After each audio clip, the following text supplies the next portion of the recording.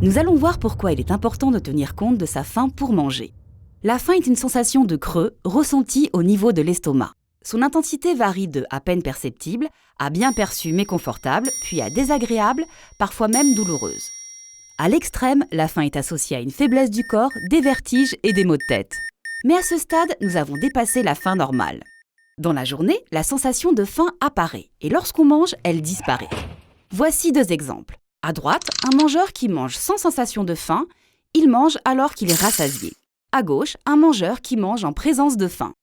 Lorsqu'on a faim, un signal est envoyé depuis l'estomac jusqu'au cerveau, déclenchant une envie de manger que l'on appelle l'appétit. L'appétit nous fait commencer à manger. Vue, odorat, goût et même toucher et ouïe pour la texture et le croquant, nos 5 sens sont activés et font de la prise alimentaire un plaisir. Dès le début de la prise alimentaire, la faim déclenche un véritable compteur d'aliments. Lorsqu'on mange, on remplit l'estomac. Peu à peu, le plaisir diminue. Un signal est alors envoyé au cerveau qui génère une sensation de rassasiement accompagnée d'un sentiment de satisfaction qui nous font arrêter la prise alimentaire.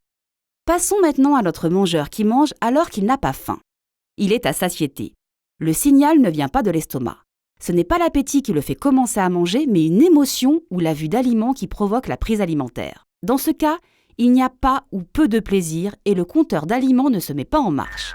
Ce mangeur remplit son estomac et au lieu de s'arrêter lorsqu'il n'a plus faim, il remplit son estomac. Il ne s'arrêtera de manger que lorsque l'estomac sera complètement distendu.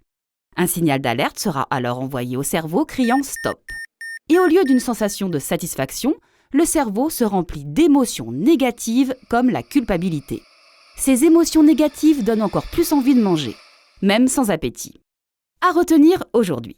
Prendre une collation, c'est manger en dehors des repas principaux quand on a faim. Grignoter, c'est manger en dehors des repas principaux quand on n'a pas faim.